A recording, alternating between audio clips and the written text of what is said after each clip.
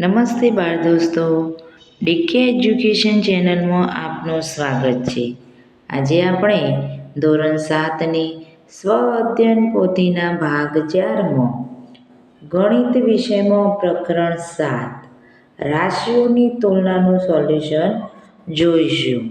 તો ચાલો સોલ્યુશન જોઈએ. પ્રશ્ન 1. સાચો વિકલ્પ પસંદ કરી ચોરસ ખાનામાં લખો. પહેલું છે 1 કિલોગ્રામ એ 250 ગ્રામ કરતાં કેટલા ગણું વજન થાય? તો જવાબ છે સી 4. 400 લીટરના 25% કેટલા થાય? તો જવાબ છે ડી 100 લીટર. ત્રીજું છે 0.03 એટલે? તો જવાબ આવશે બી 3%. એક પેન 12 રૂપિયામાં ખરીદી 25% નફો મેળવવા કેટલા રૂપિયામાં વેચવી પડે? તો જવાબ છે સી 15. પાંચમો 2500 રૂપિયાનું 12% લેખે 2 વર્ષનું વ્યાજ મુદ્દલ કેટલું થશે? તો જવાબ છે સી 3100. છઠ્ઠું છે ₹8 અને 50 પૈસાનો ગુણોત્તર શોધો. તો જવાબ આવશે બી 1651. ₹4500ના કેટલા ટકા 9000 રૂપિયા થાય? તો જવાબ છે એ 200. આઠમું છે કે કઈ રકમનું વાર્ષિક 14% લેખે 2 વર્ષનું વ્યાજ ₹126 થાય?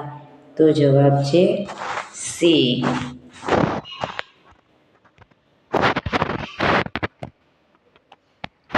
2/3 એટલે કેટલા ટકા?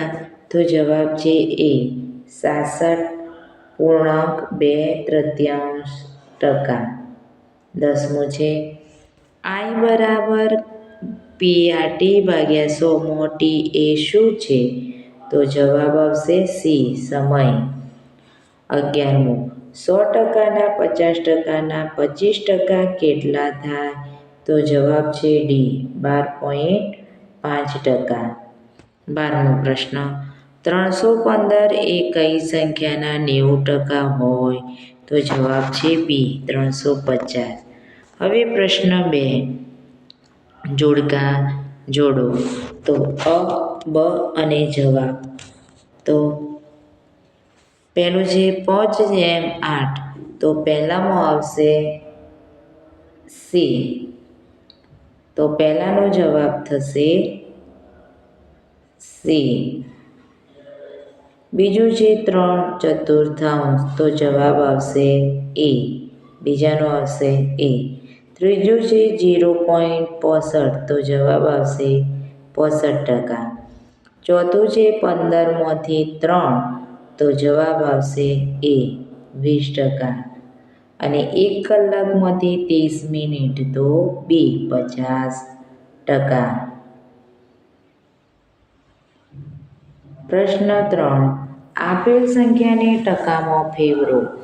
પહેલું 3/25. તો ટકા બરાબર 3/25 × 100. હવે 100ના અવયવો પાડ્યા તો 25 × 4. 25 ઉડી ગયા. 3 × 4 તો 12%. હવે બીજું છે 7/40 ટકા. તો 7/40 × 100. 0 ઉડી ગયા. 7 × 10/4 એટલે કે 70/4 બરાબર 17.5%. ત્રીજું છે 0.35. તો ટકા બરાબર 0.35 × 100. 35 × 100 × 100. તો 100 ઉડી ગયા. તો જવાબ આવે 35%. ચોથું છે 2.1. તો 2.1 × 100. તો 21 દશાંશ × 100.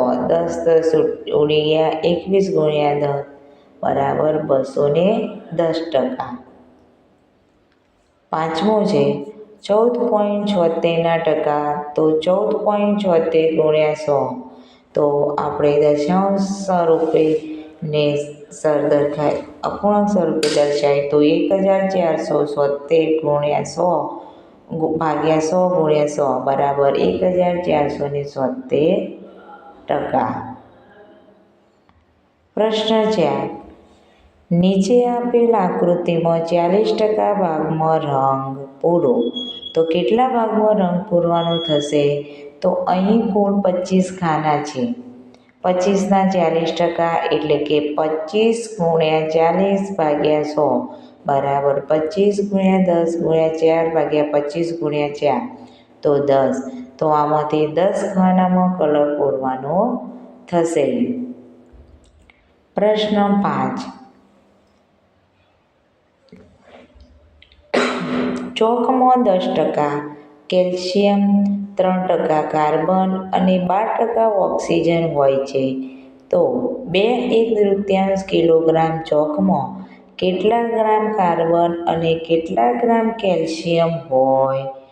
તો કુલ ટકાવારી બરાબર 10 + 3 + 12 બરાબર 25%. કેલ્શિયમની ટકાવારી બરાબર 10/25 ગુણ્યા 100 બરાબર 10 ગુણ્યા 4 બરાબર 40%. કાર્બનની ટકાવારી બરાબર 10 ગુણ્યા 25 ગુણ્યા 100 તો 3 ગુણ્યા 4 બરાબર 12%. હવે ચોક બરાબર 2 કિલોગ્રામ બરાબર 2.5 કિલોગ્રામ બરાબર 2500 ગ્રામ. કાર્બનનું વજન બરાબર 2500ના 12% તો 2500 ગુણ્યા 12 ભાગ્યા 100 તો 12 ગુણ્યા 25 બરાબર 300 ગ્રામ. તો કેલ્શિયમનું વજન બરાબર 2500 ગુણ્યા 40 ભાગ્યા 100 તો 25 ગુણ્યા 40 બરાબર 1000 ગ્રામ. હવે 800 કિલોગ્રામ મિશ્રણમાં 55% રેતી, 33% સિમેન્ટ અને બાકીનો ભાગ ચૂનાનો છે.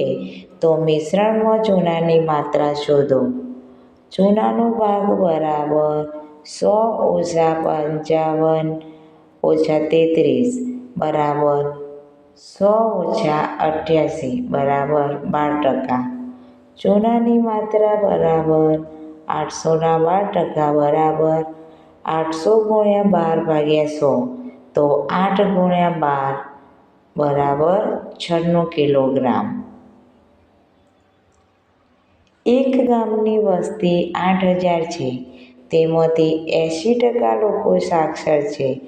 સાક્ષર પૈકી 40% સ્ત્રીઓ છે.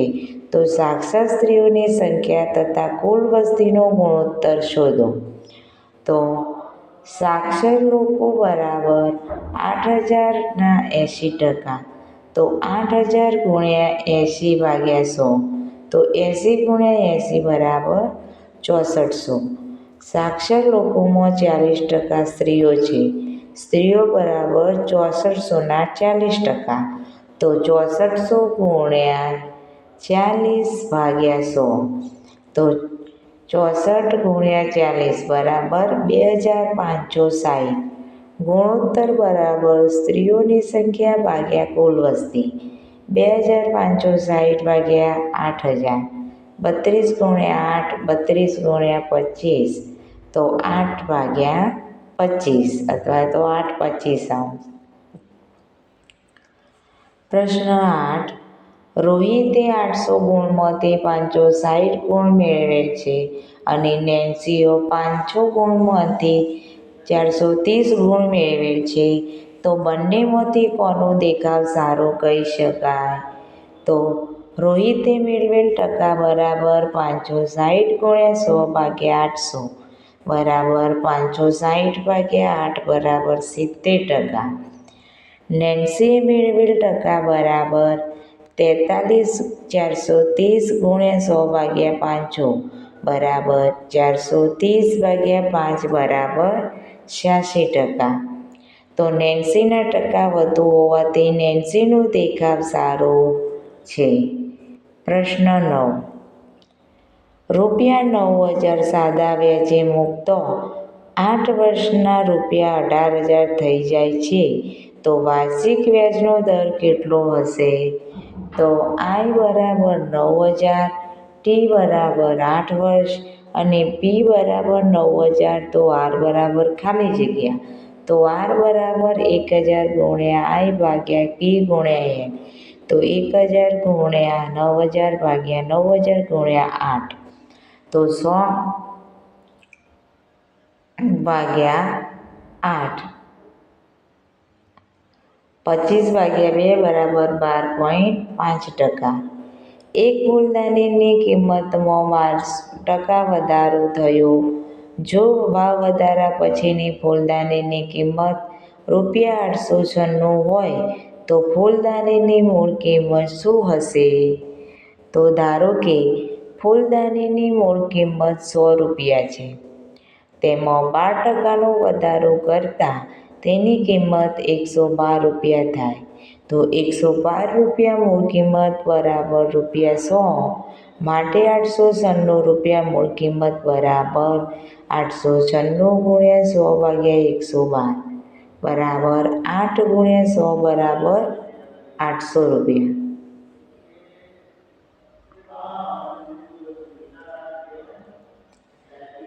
રાધિકા તેના મિત્ર પાસેથી ₹12,000 ઉછીના લે છે. તેમાંથી ₹4,000 વાર્ષિક 18% લેખે તથા બાકીના 15% લેખે લીધા તો 3 વર્ષ બાદ કુલ વ્યાજ કેટલું થશે? તો P બરાબર 4,000, R બરાબર 8% અને T બરાબર 3 વર્ષ તો I બરાબર PRN ભાગ્યા 100. 4,000 ગુણ્યા 8 ગુણ્યા 3 ભાગ્યા 100 તો 40 ગુણ્યા 8 ગુણ્યા 3 બરાબર ₹2,160. P બરાબર 8,000, R બરાબર 8% અને T બરાબર 3 વર્ષ તો I બરાબર PRN ભાગ્યા 100. 8,000 ગુણ્યા 8 ગુણ્યા 3 ભાગ્યા 100 તો 80 ગુણ્યા 8 ગુણ્યા 3 બરાબર ₹3,700. કુલ વ્યાજ બરાબર ₹2,160 વત્તા ₹3,700 બરાબર ₹5,760. ખાલી જગ્યા પૂરો તો 0%, 10%, 20%, 30%, 40%, 50%, 60%, 70%, 80%, 90% ને 100. 0 1 દશાંશ 2 દશાંશ 3 દશાંશ 4 દશાંશ 5 દશાંશ 3 પંચમાંશ 7 દશાંશ 4 પંચમાંશ 9 દશાંશ 0 0.1 0.2 0.3 0.4 0.5 0.6 0.7 0.8 0.9 ને 1. ખાલી જગ્યા પૂરો 2 માસ બરાબર 1/6 વર્ષ તો 3 માસ બરાબર 1/4 વર્ષ, 4 માસ બરાબર 1/3 વર્ષ અને 6 માસ બરાબર 1/2 વર્ષ, 24 માસ બરાબર 2 વર્ષ. બાળ દોસ્તો, જો વિડીયો પસંદ આવ્યો હોય તો એને સબસ્ક્રાઈબ અને લાઈક કરવાનું ભૂલતા નહીં અને તમારા મિત્રોને શેર જરૂરથી કરજો. નમસ્તે.